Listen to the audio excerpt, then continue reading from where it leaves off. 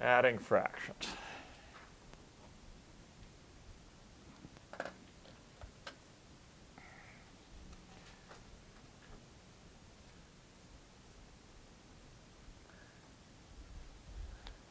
So,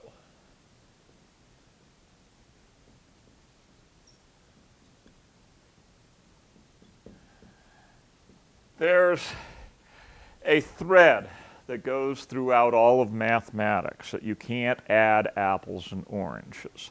And if we're adding fractions, we often have denominators that are different, that we have to get the same.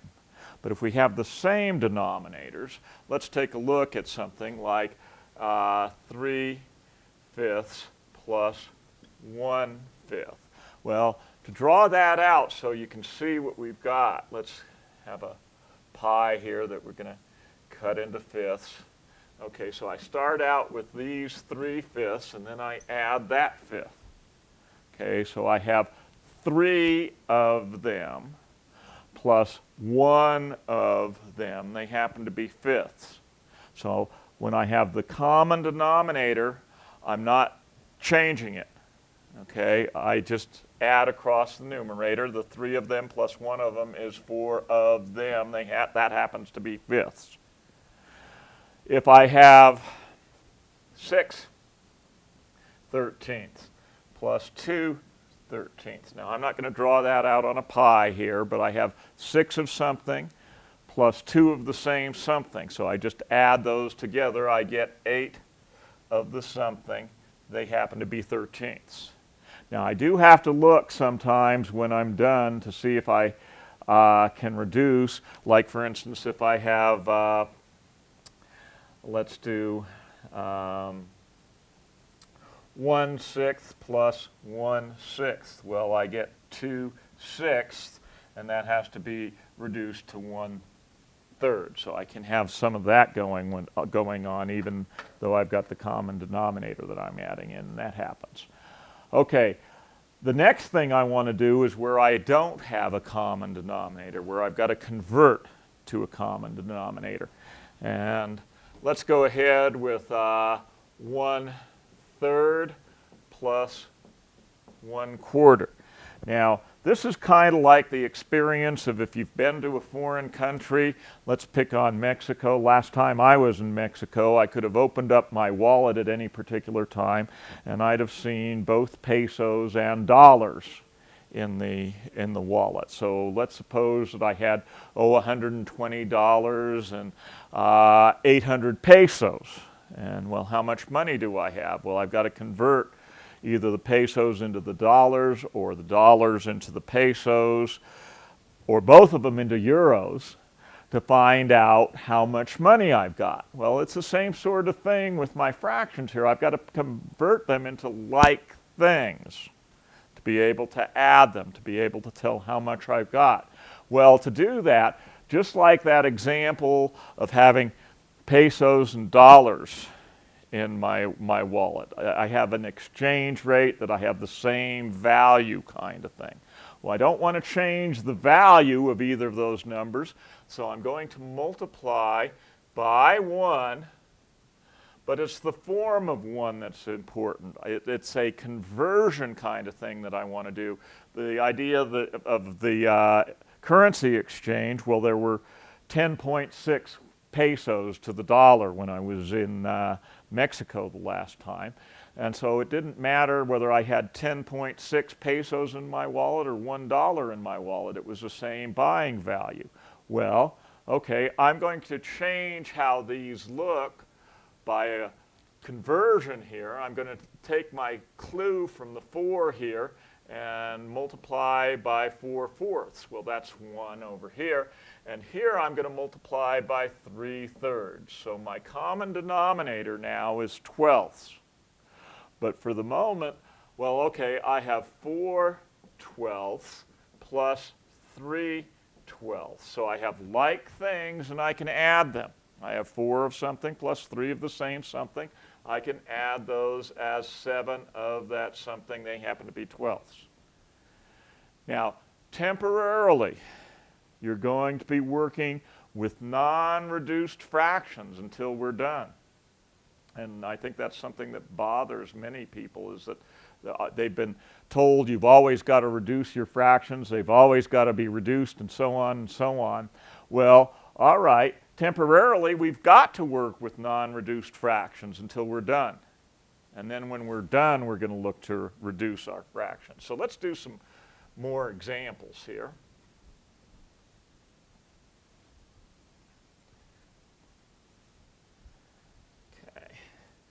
And let's take 2/5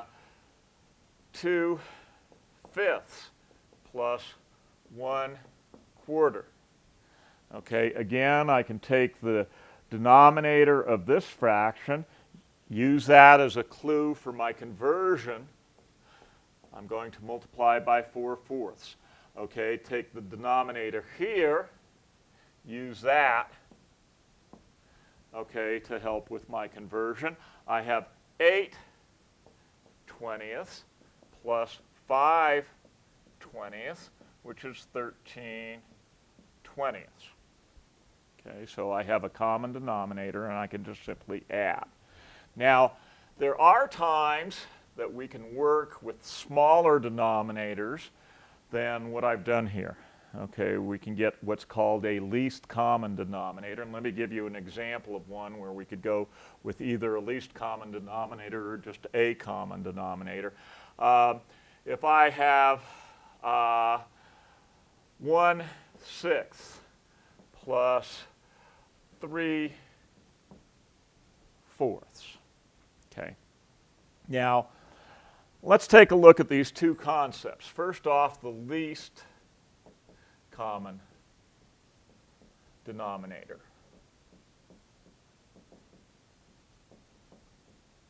Okay.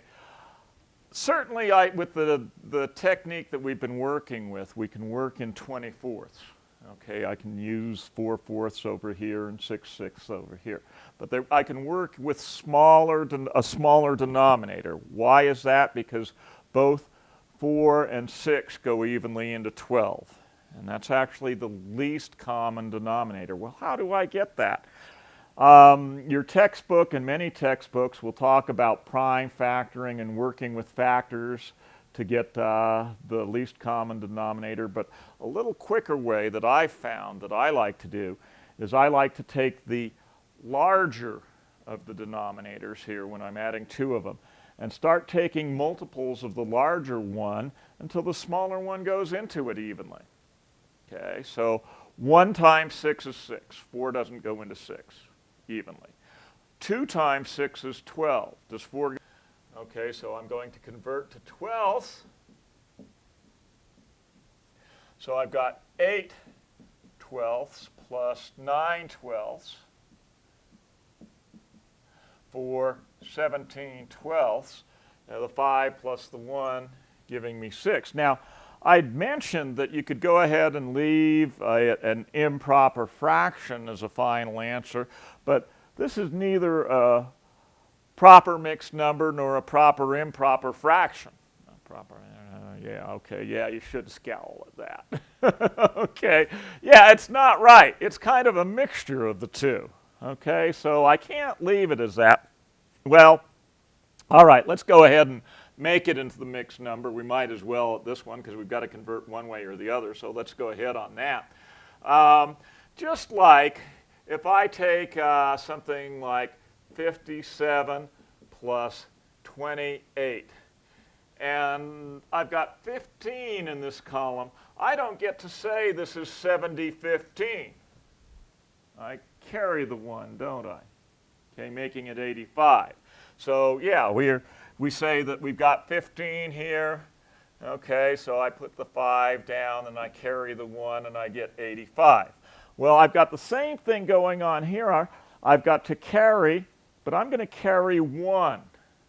Okay, to add 1 to the 6. Well, how do I do that? I've got 12 of these 12ths that is equal to the 1 that I'm going to carry. So I'm going to subtract 12 here. That's the 12 twelfths that I'm carrying. And that gives me 5 twelfths for my fraction part. Carrying the 1 gives me 7 over here for the whole numbers. Okay, let's do a couple of more of those for practice. You'll notice that you're not in base 10 like you might be used to. Here we were in base 10, you get the 15 and you carry the 1. I'm in a base 12 here. So I'm bringing 12 twelfths. It's dependent on the denominator. Okay, I want to carry 1, so I'm in base 12 here, 12 twelfths equaling 1. So I'm subtracting the 12 to be able to do that, changing that 17 into a 5 because of the 12 that we carried.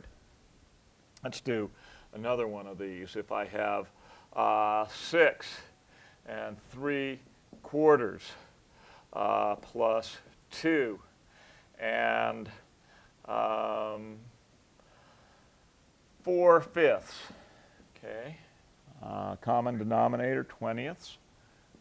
Multiply by 5/5 here, so I've got 15 20ths, and by 4/4 here, so I get 16 20ths. Add the 15 and the 16, I get 31 20ths. Well, the 6 plus the 2, 8. Well, I'm going to bring 20 of these 20ths over here as 1 to make the 8 into a 9. Okay, so I'm carrying there. That means that 20 of those are coming over here, so I end up with 11 of those left, 11 20ths. So one more and we'll go on to subtraction. If I have 5 and 3/4 plus 2 and 5/7, okay, so 7/7 here, I get 21 28ths, and 4/4 here, I get 20 28ths. So I've got 41 28ths here, and the 5 plus the 2 giving me 7. Well, again, 28 28ths are going to come over here as 1. I'm going to subtract the 28 here, getting 13. So I get 8 and 13 28ths. So that's carrying. That's probably the most challenging part of your adding mixed numbers. Now, I have been asked at times why I don't convert into the improper fraction and add that way, and you can do that horizontally. But let's consider something like 7 and 3/8 plus 9 and 5/9.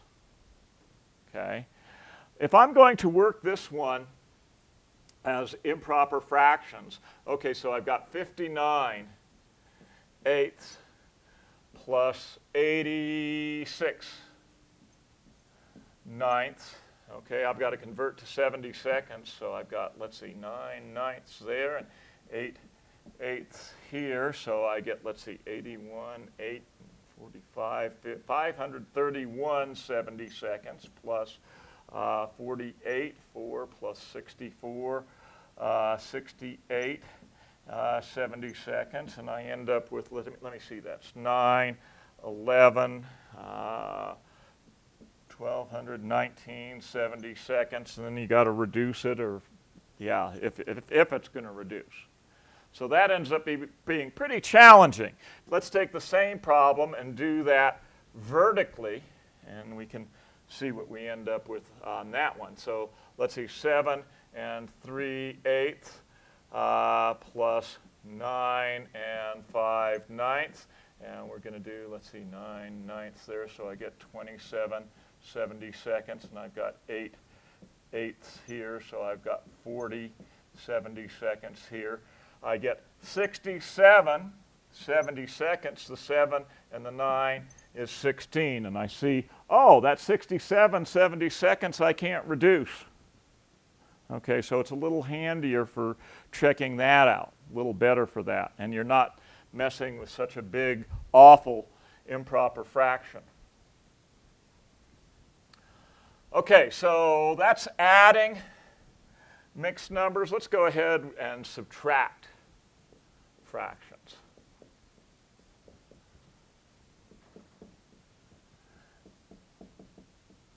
And just like adding fractions, I have to have like things to subtract. When I was in Mexico, if I had, well, they're quite happy to take American dollars, but I couldn't subtract Mexican pesos out of the American dollars.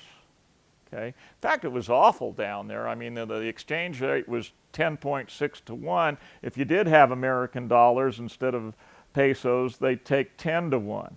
Okay, you lost out on that deal. Okay, you lost about 6% on that deal. So not something you necessarily wanted to do. That's called a gringo tax. Yeah, okay. So let's consider subtracting fractions like fractions. If I take 4/5 and I subtract 1/5, okay, let's picture that again with our pi. Let's draw that a little closer to the center here. Okay, so I start out with these 4/5 and I take away that one, I've got 3/5 left.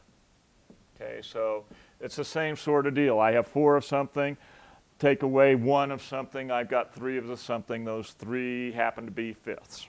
Okay, using something like 9/13 minus 2/13, okay, is 7/13. So as long as I've got the common denominator, I can simply subtract across the numerator. Well, let's do some of these. Okay, so if I have, let's do 2/3 minus 1/4.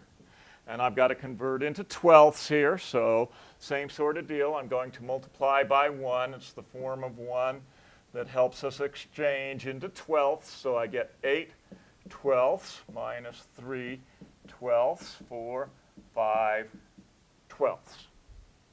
So again, getting into the common denominator is what's important here. 5/6 minus 1/4, to take a cue from one of them that we're working with, that I can work with either the least common denominator or a common denominator. By now you're probably recognizing that with sixths and quarters you can work in twelfths. And I think that's one of the good things about working with a common denominator, is after a while in working with 24ths you go, I could have worked that in twelfths, and you learn that. So let's go ahead and make this into twelfths at this point. So I get 10/12 minus 3/12 equals 7/12. Now I just worked in the least common denominator. That's the least common denominator method. We'll label that least common denominator.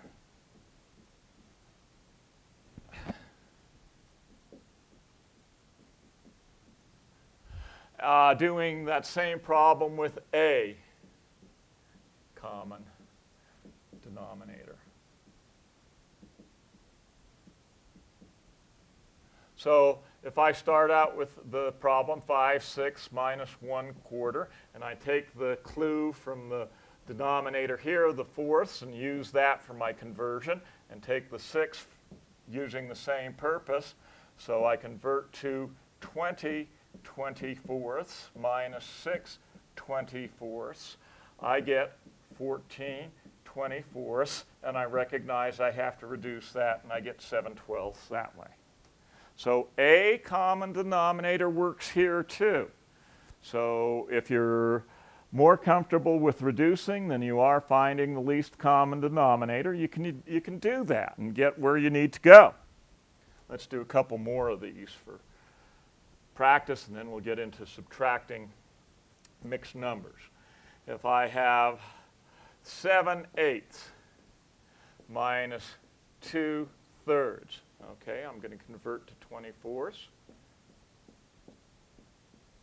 So I get 21/24 minus 16/24 for 5/24.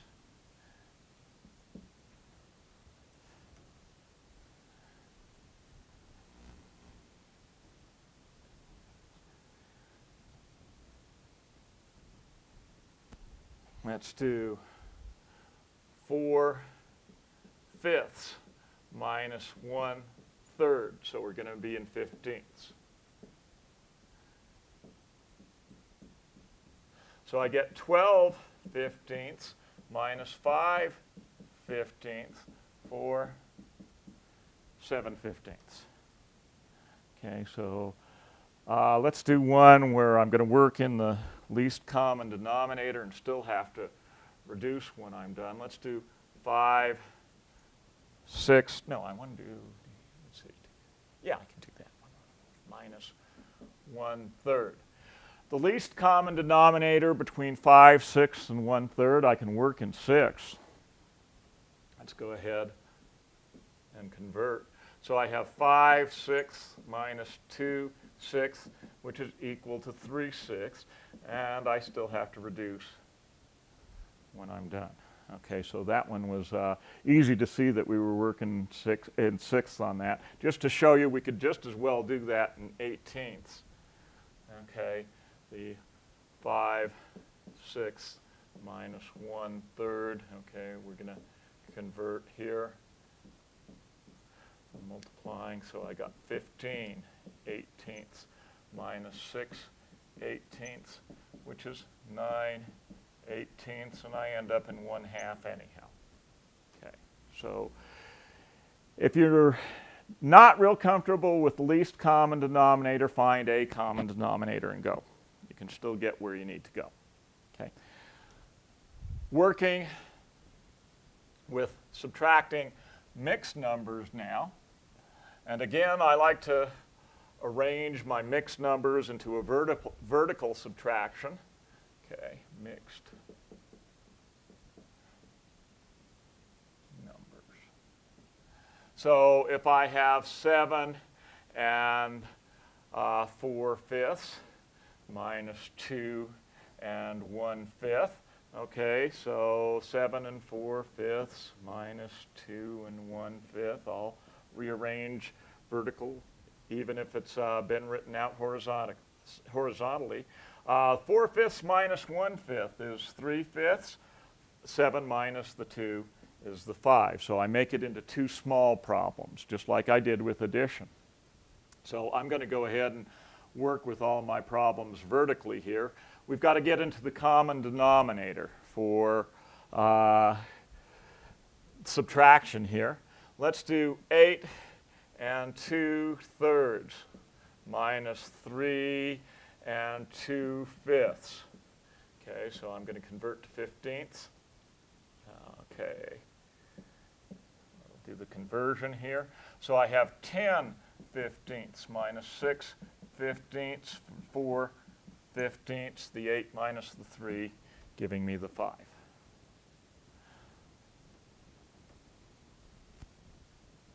One more, and then we'll get into the opposite of carrying. We may have to borrow on some of our problems. If I have 9 and 3/4 minus 2 and 1/7 here. Okay, so 7/7 here, I get 21/28. And subtract 4/28. I get 17/28, and then 9 minus 2 for 7. So get your common denominator and subtract. Now, something that will happen, just like in whole numbers. In whole numbers, if I have 61 minus 28, okay, I can't subtract the 1 from the 8. I've got to subtract the 8 from the 1, and I don't have enough to do that. So what do? I temporarily call 61. I call it 5011. Okay? And 5011, well, okay, 11 minus 8 gives me 3, and then the 5 minus the 2 gives me the 3. Okay? Well, the same thing happens with mixed numbers here. If I have 7 and 1/3 minus 2 and 3/4. Okay, let's do, okay, the conversion here. So I get 4/12 minus 9/12. Well, all right. I can't subtract the 9/12 from the 4/12. Okay? You'd be amazed at how many people try doing that. If they can't subtract the 9 from the 4, so they subtract the 4 from the 9. So they tell me that this is 5/12, and then just go ahead and do, no, you can't do that. Okay, that would be kind of like with this problem over here with the 61 minus 28. Okay, the 61 minus 28, well, I can't subtract the 8 from the 1, so I think I'm going to subtract the 1 from the 8 to get a 7, and I get 47. No, that's the same kind of thing. You can't do this over here either, so don't even go there. You've got to borrow. Well, what have I got to borrow? I'm going to borrow 1. I'm going to call 7, 6, and 12/12. Well, that means I'm bringing these 12/12 over here. I can add 12 here to get 16/12. 16/12 minus 9/12 is 7/12, and 6 minus 2 is 4. So you've got to borrow in that fashion. And again, it's not base 10. In this case, it was base 12, so you've got to work with the denominator that you have. Let's do another one of these for practice. If I have 8 and 3/5 minus 2 and 2/3. Let's go ahead with that. So we're going to convert to 15ths. I have 9/15 minus 10/15, and I can't do that, so I'm going to borrow from the 8, making it 7 and 15/15. So I'll add the 15 here to get 24. 24 minus 10 gives me 14. They happen to be 15ths. 7 minus 2 giving the 5.